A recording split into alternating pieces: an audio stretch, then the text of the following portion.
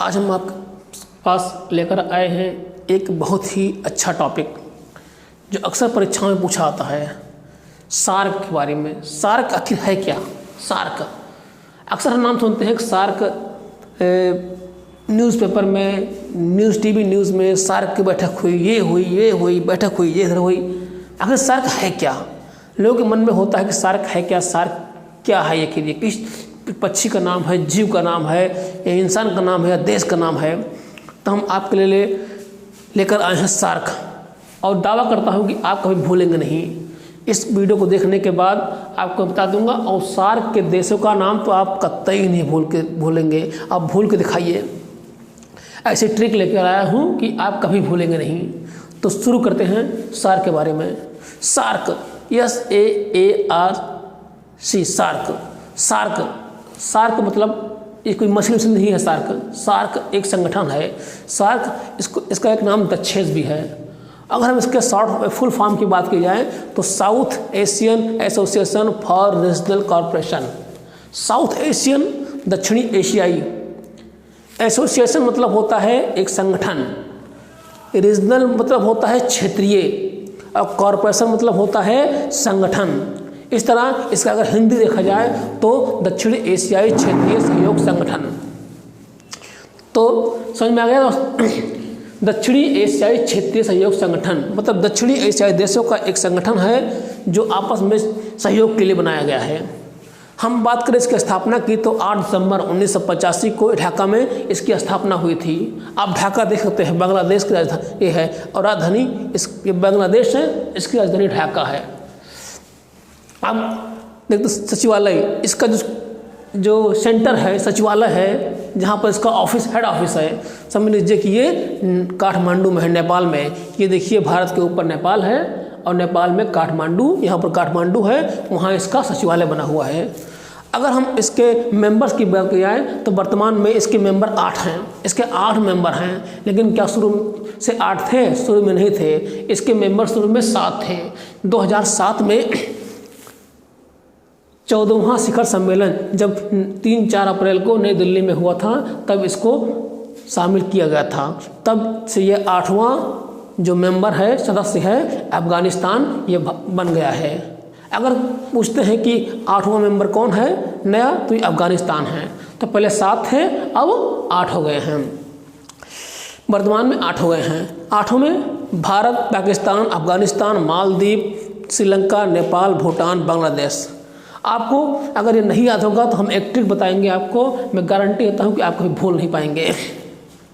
इसके जो पर्यवेक्षक देश हैं, जो पर्यवेक्षक हैं, कभी कभी बुलाया जाता है इन लोगों को अपना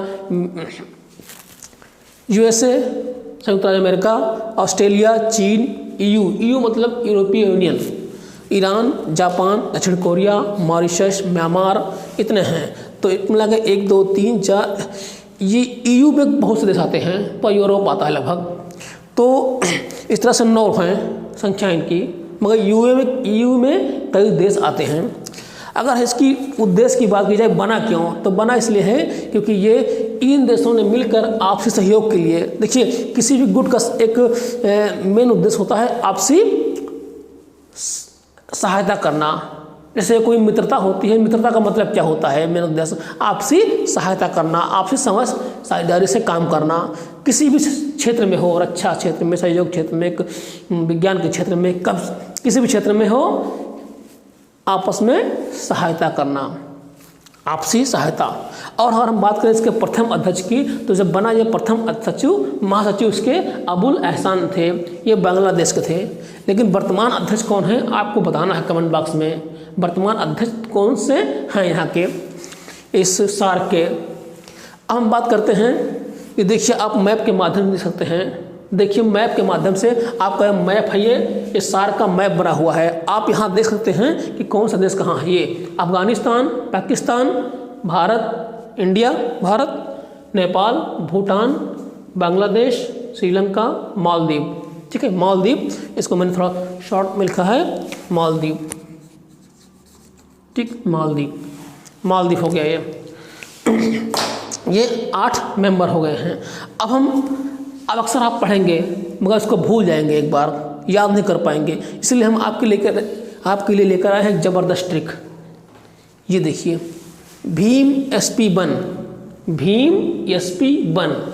यहाँ पर हम आपको दिखाते हैं बड़ा सा लिखकर, Bhim, Bhim, Bhim SP one, Bhim SP one.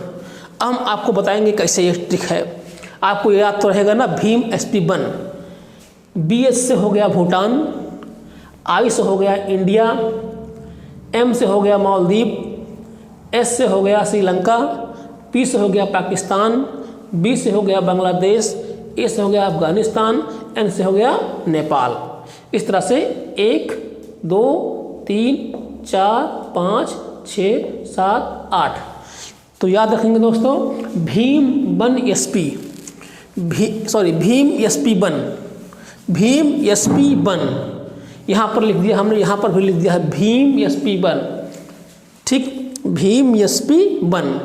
इस तरह से आप इसको याद कर सकते हैं। तो दोस्तों, कैसा लगा आपको ये वीडियो, कमेंट में ज़रूर बताना।